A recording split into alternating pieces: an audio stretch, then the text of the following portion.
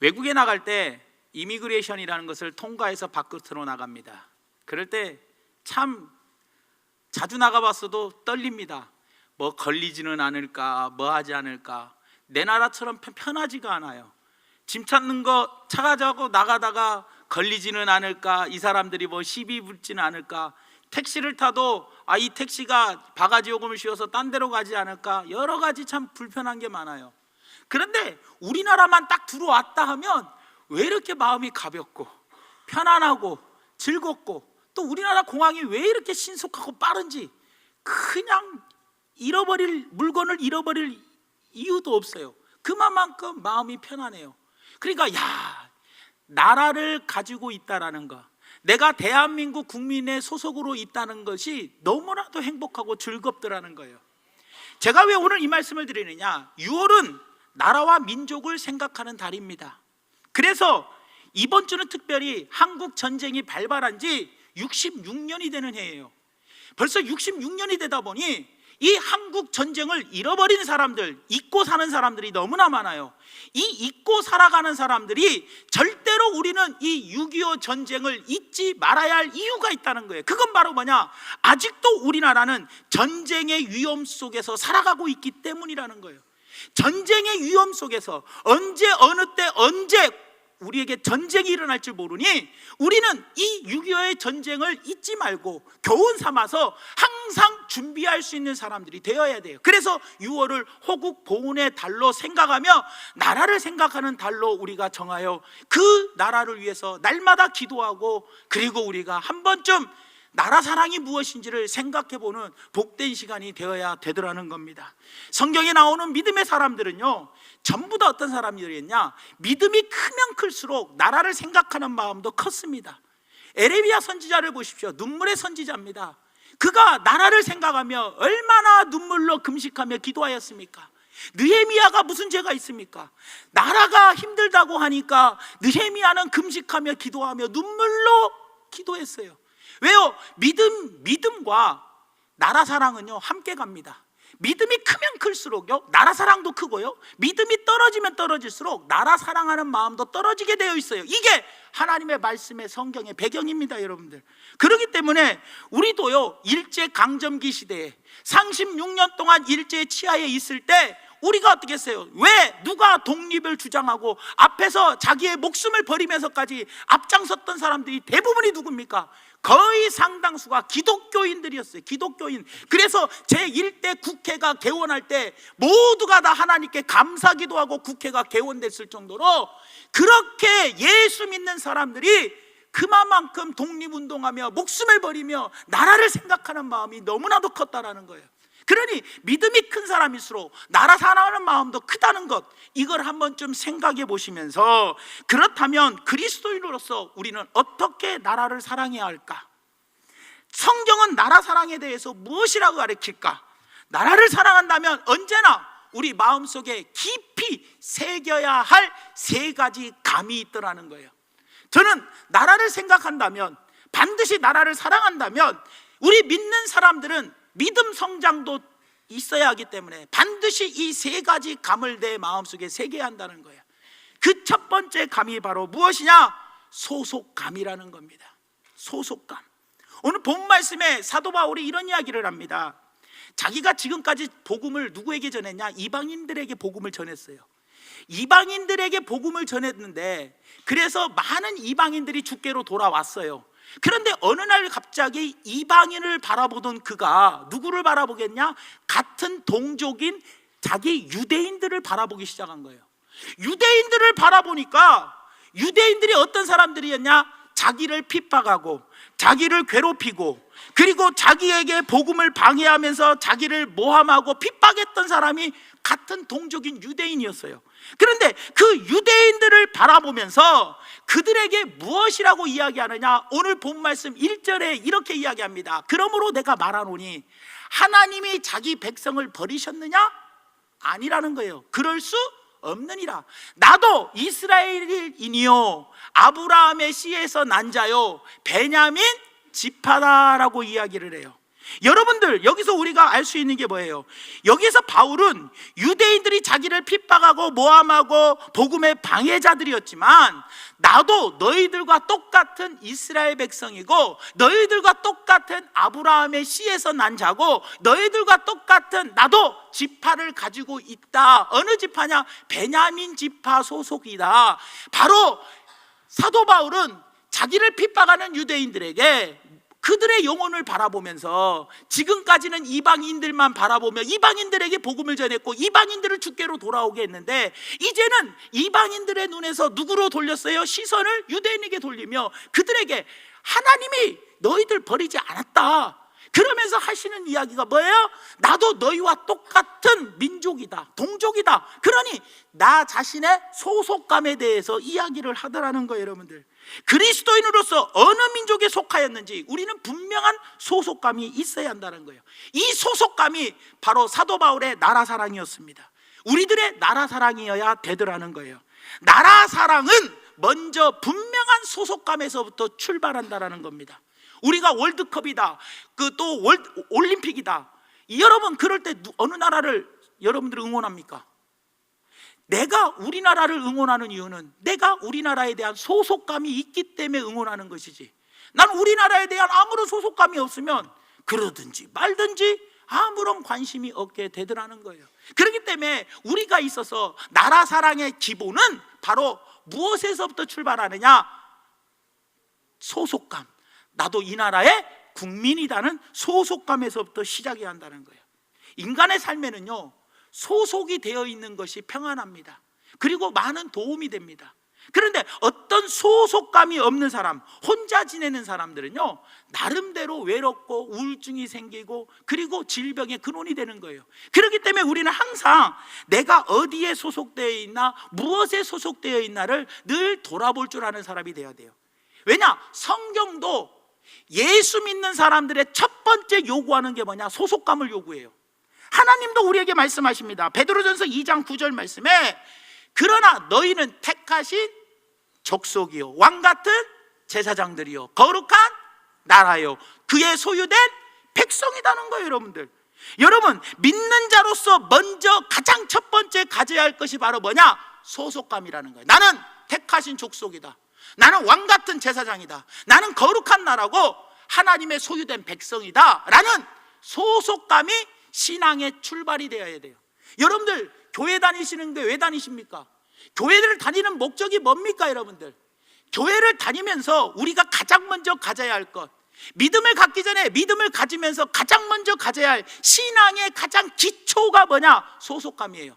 나는 하나님의 자녀라는 소속감, 나의 시민권은 하늘나라에 있다라는 소속감, 우리 아버지가 능력이 대단히 많으신 하나님이다, 나는 그분의 아들이다라는 소속감이 반드시 있어야 돼요. 이 땅에서는 나는 나그네 삶을 살지만 나는 머지않아 저 천국 우리 집에 갈 것이다, 내 고향으로 돌아갈 거다라는 분명한 소속감이 신앙의 가장 기본이에요. 그런데 이 소속감을 잃어버리면 이 땅에서의 끝이요. 그리고 이 땅에서 살면서 괴롭고 힘들고 어려운 일이 닥칠 때 낙심하고 포기하고 좌절할 수밖에 없어요. 왜냐?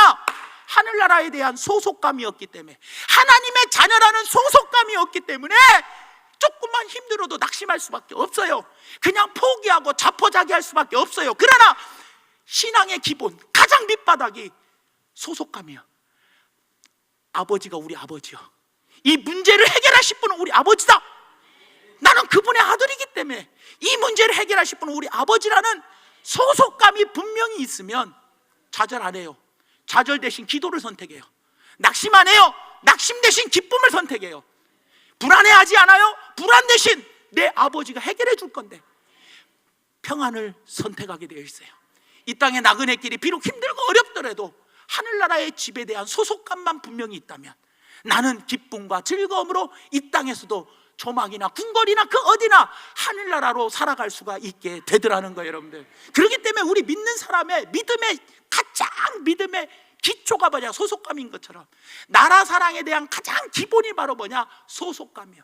그래야 나라를 사랑하는 마음이 시작이 되더라는 거예요. 그래서 하나님을 사랑하게 되는 거예요. 그리고 하나님 나라를 사모하게 되는 거예요. 왜? 소속감이 있기 때문에. 그리고 우리는 교회에 대한 소속감도 있어야 돼요. 나는 중앙교회에 어떤 소속이에요? 나는 직분자다. 나는 소속감이 없으면 안 돼요. 그리고 나는 중앙교회의 성도라는 소속감이 있어야 되더라는 거예요. 왜냐? 신앙은 교회를 떠나 존재할 수 없어요.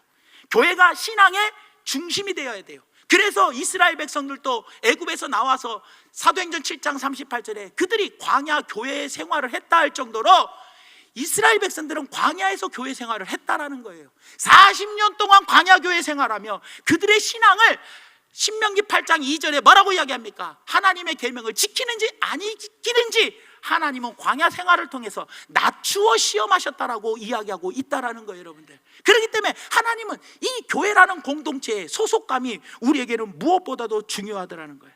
사랑하는 여러분, 우리는 세 가지 소속감을 가지고 살아가야 합니다. 첫째가 바로 뭡니까? 소속감의 중요성을 알아야 하는데, 그 첫째가 나는 하나님의 자녀요 하나님의 백성입니다. 소속을 분명히 하십시오. 그러면 흔들림 없는 신앙생활을 할 수 있습니다.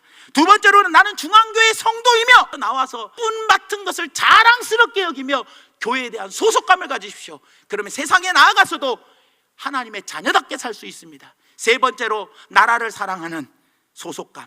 무엇보다도 내가 이 땅에 태어났으며 나는 대한민국 국민이라는 소속감을 잊지 마십시오. 그러면 늘 자부심을 가지고 긍지를 가지고 감사하며 살게 되더라는 겁니다. 그 다음에 두 번째로는 우리는 어떤 감을 가져야 하느냐? 바로 책임감이라는 것을 가져야 합니다. 사도 바울은요, 이방인들을 주께로 돌아오게 하는데 크게 기여한 사람이에요. 그런데 이번에는 자기가 부름받은 사명이 하나님은 내 동족들도 버리지 않으셨다. 아직도 내 동족들에게는 남아있는 숫자가 있다. 하나님의 나라의 충만한 수가 채워질 때까지 아직 유대인들도 구원받을 영혼들이 있다, 이렇게 생각을 했다라는 거예요. 그래서 사도 바울은 자기 동족 유대인들을 향한 사명을 확인하기 시작했어요. 자, 보세요. 하나님의 구원은 이방인들에게도 있지만 자기 동족인 유대인들에게도 있다는 거예요. 이방인 중에서도 믿지 않은 자가 있고, 유대인 중에서도 믿는 자가 있고, 유대인 중에서도 믿지 않은 자가 있고, 이방인 중에서도 믿는 자가 있다는 거예요. 그러니까 하나의 예로 엘리야 때의 선지자 이야기를 합니다. 엘리야 선지자 이야기를 하며 아무도 없고 엘리야 혼자만 남은 줄로 알았는데, 알고 보니까 바알에게 무릎 꿇지 않은 7,000명을 하나님이 예비해 두셨다는 거예요. 그 이야기를 통해서 아직 유대인들에게도 예수 믿지 않은 사람들이 많이 있다는 거예요. 그 예수 믿지 않은 영혼들에게 복음을 증거해야 할 뭐가 생겼다? 사명감이 생겼다는 거예요. 오늘 본 말씀 4절에서 5절 말씀에 보니까 그에게 하신 대답이 무엇이냐? 내가 나를 위하여 바알에게 무릎 꿇지 아니한 사람 7,000명을 남겨두었다 하셨으니, 그런즉 이와 같이 지금도 은혜로 택하심을 따라 유대인들 중에 누가 있다고요? 예수 믿지 않고 아직 구원받아야 할 남은 자가 있다 없다? 예수님 영접해야 할 유대인들 중에, 내 동족 가운데 예수님 영접해야 할, 예수 믿어야 할 남은 자가 있다. 하나님은 아직 이스라엘 백성들을 버리지 않으셨다. 왜? 아직도 구원받아야 할 영혼이 남아있다라는 거예요, 여러분들. 사랑하는 여러분들, 우리가 사도 바울이 이 남은 자들에 대해서 사명감을 가졌던 것처럼 우리도 정말로 대한민국을 사랑한다면, 이 나라를 사랑한다면, 이 나라에도 아직 내 주변에 믿지 않은 영혼들이 얼마나 많습니까? 아직도 예수를 모르고 죽어가는 영혼들, 그 영혼들에게 우리가 복음을 증거하며 그들에게 어떻게 해요? 주께로 돌아오게 하는데 우리가 쓰임을 받아야 할 거 아닙니까? 우리가 그 영혼들을 구원해야겠다는 사명감이 우리에게 분명히 있어야 한다는 거예요. 왜냐? 나라를 사랑하려면 먼저 전제돼야 할 조건이 뭐냐? 이 나라가 예수 믿는 나라로 변해야 돼요. 구원받는 수가 날마다 더해져야 돼요. 예수 믿는, 예수를 잘 믿는 국가가 돼서 하나님께로부터 복받는 국가. 그래서 대한민국은 모두가 다 그리스도인이고, 그리고 대한민국은 모두가 다 하나님의 복을 받았다, 그런 이야기를 들어야 할 거 아니에요. 그런데 사도 바울이 어떤 이야기를 합니까? 아직도 남아있는 자가 있대. 아직도 예수 믿어야 할 자가 있대. 그래서 그 영혼을 사랑해서 사도 바울은 자기의 사명을 발견했던 것처럼 우리나라를 여러분들 사랑한다면 이 나라가 불교 국가가 되면 되겠습니까? 이 나라가 다른 이단들에게 빠지는 국가가 됐으면 좋겠습니까? 다른 이방신을 섬기는 나라가 되면 좋겠냐는 거예요. 이 나라가 하나님만을 섬기는 나라로 만들어야 할 거 아닙니까? 그러면 하나님의 보호하사 우리나라 만세! 하나님이 보호하사 우리나라 만세! 그런데 다른 종교가, 다른 이단들이 이 나라를 점령한다면 하나님 보시기에 얼마나 우리나라 얻어 터질 일만 남아요. 내가 이 나라를 사랑한다면 아직 구원받지 않은 영혼들에게 복음을 전해야 할 사명감을 되찾으십시오. 하나님은 우리에게 지금도 그 사명을 감당하라고 말씀하고 계시더라는 거예요. 우리도 사도 바울과 같이 민족을 향한 거룩한 책임감을 가져야 돼요. 이 나라를 누가 깨끗하게 만들고, 이 나라를 누가 잘 살게 만들고, 이 나라를 누가 하나님께 복을 받게 만드는 사람이 누가 있어요? 그리스도인밖에 없어요. 그리스도인이 이 땅을 책임져야 돼요.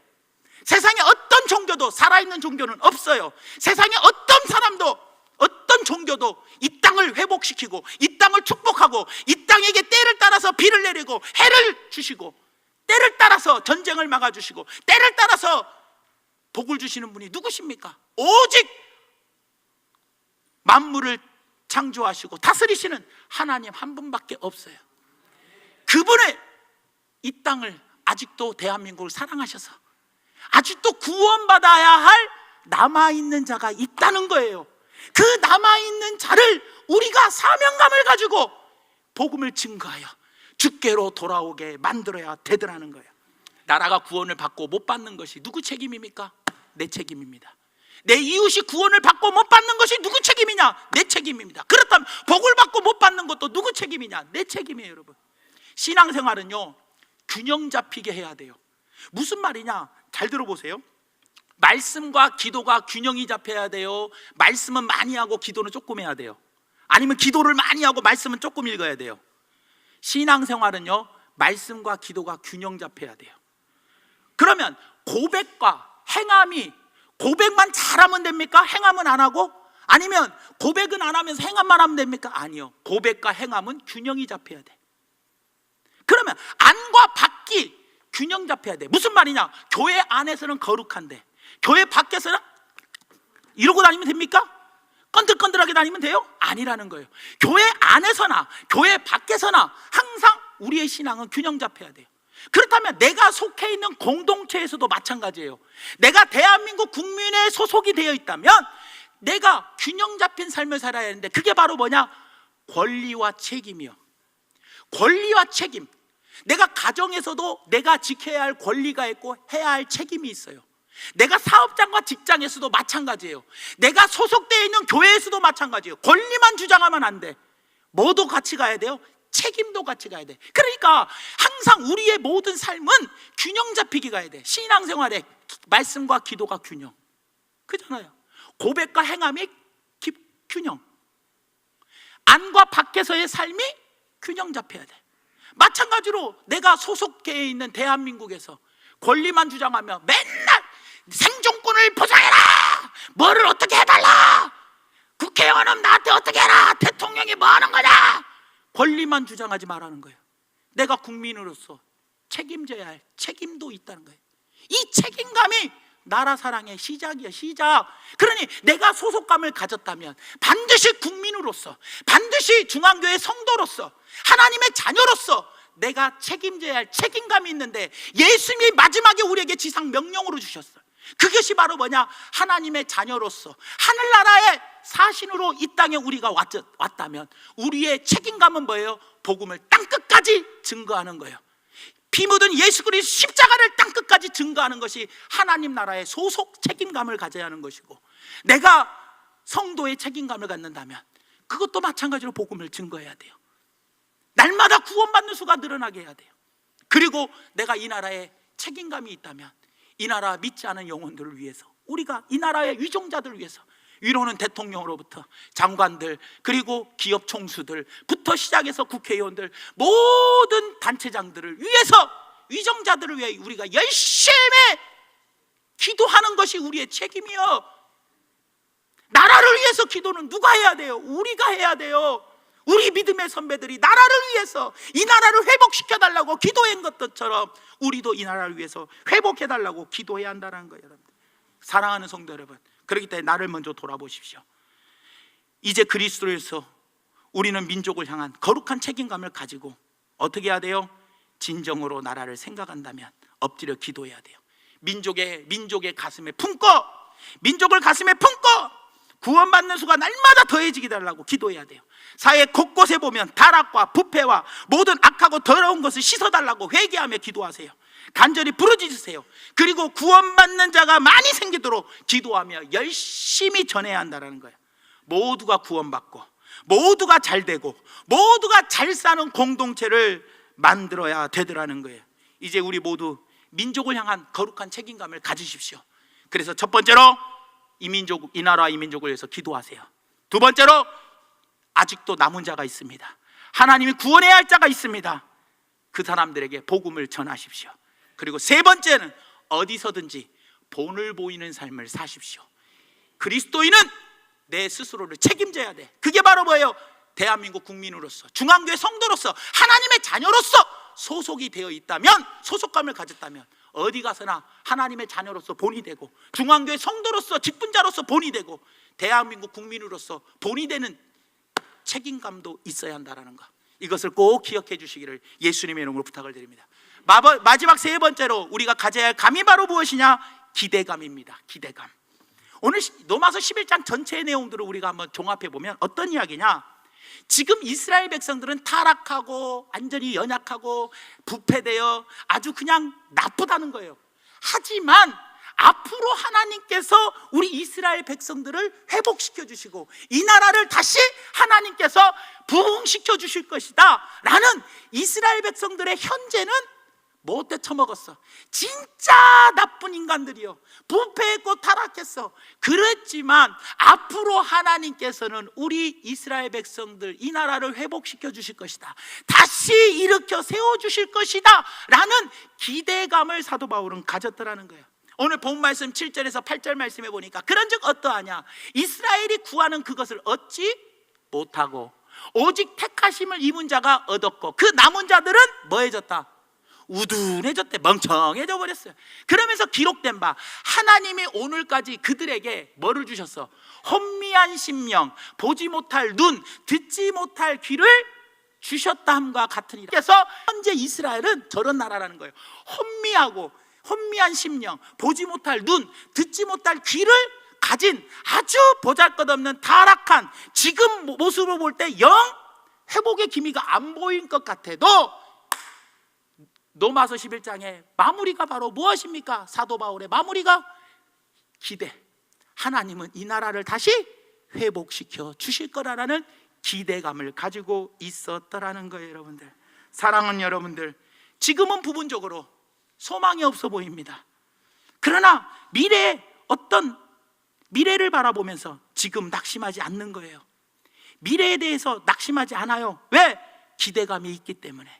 핍박과 고통과 아픔이 있어도 때가 되면 반드시 회복시켜 줄 거라고 믿기 때문이라는 거예요. 믿기 때문이라. 여러분, 자식도 마찬가지예요. 커가면서 아유, 저놈의 자식 그래 군대 갔다 오면 정신 차릴 거야. 이게 뭐예요? 기대감이요. 자식에 대한. 지금 막 속썩여도 어떤 기대감을 가져요? 부모는 군대 갔다 오면 정신 차릴 거래. 그 기대감. 근데 정신을 못 차렸어. 제대하고 와서도. 그런데 아이고, 대학 졸업하면 정신 차릴 거래. 그런데 대학 졸업해도 정신 못 차려. 그러면 하는 말이 뭐예요? 결혼하면 철들 거래. 근데 결혼했는데 철이 안 들면 자식 낳아보면 안 돼. 부모 마음 안다고. 그러면서 자꾸 어떤 마음을 가져? 자식에 대한 기대감을 갖잖아요. 사랑하는 여러분, 이 나라 보기에 위로부터 모든 사람 볼 때 지금 얼마나 시끄럽습니까? 비리 검사 뭐 돈 커넥션 주고받고, 국회는 지금 뭐 양 난리지. 여러분, 갑질 논란이다. 기업 총수건 지금 시끄럽지. 뭐 뒤로 빼돌린 돈부터 시작해서 이 나라 볼 때 소망이 없어 보여요. 볼 때 갈수록 그냥 나라가 그냥 시끌시끌하고, 뭐 새로 국회의원을 뽑았어도 그냥 아직 미래가 보이지를 않는다 할지라도, 비록 지금 이스라엘 백성들이 하나님 보시기에는 마음이 진짜 흐려서 이 심령이 흐려먹었고, 눈도 보이지 못하는 눈이고 듣지 못하는 귀를 가졌다 할지라도, 사도 바울은 자기 민족을 사랑하는 마음으로 어떤 마음을 가졌어요? 기대감을 가졌던 것처럼 우리도 이 나라를 사랑한다면, 하나님 앞으로 대통령이 네임덕 현상이 없이 끝까지 더 과거보다 더 잘 국정을 이끌어가게 해주실 줄 믿습니다. 다음 대통령에는 더 훌륭한 대통령이 나와서 이 나라를 다시 제2의 한각의 기적을 만들어낼 줄 믿습니다. 하나님, 이번 국회의원들에게 하나님이 지혜를 주셔서 이번 국회의원들이 앞으로 시작은 미약하였으나 마지막에 끝날 때에는 창대하게 끝날 줄을 믿습니다 라는, 지금은 보잘것없이 보여도 우리는 항상 나라를 사랑한다면 이 기대감을 가지고 가야 되더라는 거예요. 여러분들, 사랑하는 여러분, 우리도 소망과 기대감으로 우리나라를 바라보시기를 바랍니다. 성경은요, 소망을 강조합니다. 우리가 믿는 하나님은 소망의 하나님입니다. 이 땅의 기독교는 처음부터 국민들에게, 백성들에게 소망을 보여줬어요. 예수 믿으면 복을 받는다. 예수 믿으면 구원받는다. 예수 믿으면 우리가 변한다. 계속해서 천국의 소망을 돋고, 계속해서 정말 먹고 살기 힘들고 어려웠을 때, 그때 초창기 기독교가 들어와서 백성들에게 했던 설교가 뭐냐? 지옥 간다라는 설교가 아니고 무슨 설교였어요? 소망을 주는 설교였어요. 계속해서 소망을 주는 설교. 그러니 하나님 그 소망을 붙잡고 하나님께 매달리고 기도했던 거예요. 왜요? 그때는 병원이 있었어요. 그때는 뭐 돈이 있었어요. 먹을 것이 있었어요. 뭐가 있었어요. 오직 바라볼 것은 소망 하나님밖에 없었을 때였어요. 하나님께 소망을 갖고 바라보았더니 하나님께서 이 나라를 이렇게 잘 먹고 잘 살게 만들어 주신 거 아니겠냐는 거예요. 그러니 이제 우리도 소망과 기대감으로 우리나라를 바라봐 주시기 바랍니다. 지금 어렵다고 끝이 아닙니다. 지금 힘들다고 낙심할 필요가 없습니다. 하나님이 마침표를 찍으실 때까지는 끝난 것이 아니에요. 하나님이 대한민국은 이제 끝이야 라고 마침표 찍기 전까지는 이 나라에 대해서 소망과 기대감을 가지고 사시기를 바랍니다. 우리에게는 모든 것을 소망으로 보는 안목이 필요하고 기대감으로 대하는 신앙이 반드시 있어야 한다는 것을 꼭 기억하시면서, 우리의 믿음에서 기대감을 빼면 남는 게 없습니다. 자식을 키우는 게 뭡니까? 기대감을 갖고 키우는 거 아니에요. 이 기대감을 빼면 무슨 소망이 있겠습니까? 기대감으로 살고 기대감으로 충만해야 합니다. 한강의 기적을 생각하시면서 가장 못 살았고 북한보다 필리핀보다 못 살았던 우리나라가 지금은 북한보다 필리핀보다 베트남, 세계 여러분들 12회 안에 드는 경제 대국으로 하나님이 만들어 주셨잖아요. 그러니 꼭 그걸 기억하시면서 무엇보다도 하나님 이 민족 위에 성령의 바람이 불게 해달라고 기대감을 가지십시오. 이 나라에, 우리나라에 성령의 바람이, 제2의 성령의 바람이 불어와야 할 거 아닙니까? 1950년도 60년도 때, 아니 1907년도에 하나님께서 평양에 성령의 바람을 부어주셨고 5, 6, 70년도에 얼마나 뜨겁게 성령의 바람을 부어주셨습니까? 하나님 2016년도 이후에도 이 민족 위에, 이 나라 위에 성령의 바람을 불어주시옵소서 하고 기대감을 가지시고, 또 하나는 이 성령의 바람이 불어서 우리나라가 하나님 앞에 온전히 하나님의 뜻을 따라 살아가는 귀하고 복된 나라가 되게 해달라고 여러분들 소망을 갖고 기대하며 사시기를 예수님의 이름으로 부탁을 드립니다. 말씀의 결론을 맺습니다. 저는 오늘 여러분들에게 이런 말씀을 드리고 싶어요. 사랑하는 여러분들, 우리가 길을 걸어가는데 내 아들이 저쪽에서 어떤 애들한테 단체로 끌려가고 있어. 그러면 여러분들은 어떻게 해요? 내 자식에게 무슨 일이 있나고 따라가봐야 안 가봐요? 왜 그래요? 소속감이 있으니까. 근데 딱 갔더니 내 아들이 돈 뺏기기 직전이요. 그러면 뺏기든지 말든지 일단 따라는 갔는데 그냥 다시 집으로 올렵니까? 야, 니들 뭐야? 왜 우리 아들인데 왜 건드려? 빨리 가! 하면서 여러분들 애들을, 내 아들을 살려내겠습니까? 당연하죠. 왜요? 책임감이 있으니까. 그렇죠 여러분들? 그리고 이 아들이 아이고 어디 가서 힘이 없어서 못난 놈, 애들한테 돈이나 뺏기긴 위기에 처해 있는 이 놈을 바라보면 에이구 내가 너를 낳았고 미역국을 먹은 내가 잘못이지 에라 이놈아 하고 자식을 포기하랍니까? 아니죠. 그래도 너는 앞으로 큰 인물이 될 거라는 기대감을 갖고 가는 거예요. 사랑하는 여러분, 우리도 마찬가지입니다. 첫 번째, 우리는 하나님 나라의 소속이고 하나님의 백성이고 자녀입니다. 그리고 중앙교회 소속이고 이 나라의 소속이고 가정의 소속이고 직장과 사업장의 소속이 있습니다. 우리는 모든 공동체에 내가 소속되어 있어요. 그게 하나님 나라와 어디요? 대한민국, 또 교회, 중앙교회, 그리고 내 가정, 사업장, 직장에 우리는 어느 공동체인지 소속되어 있어요. 내가 이 공동체에 소속되어 있을 때 항상 그리스도인으로서 잊지 말아야 할 것, 항상 마음에 새겨야 할 세 가지 감이 바로 뭐냐? 소속감, 책임감, 기대감이라는 것을 꼭 기억하시면서 이 세 가지 감을 가지고 나라를 사랑하는 마음을 가지시고, 그리고 하나님의 자녀로서 어디 나가든지 본이 되는 삶을 사는 우리 모두가 되기를 예수님 이름으로 축원합니다.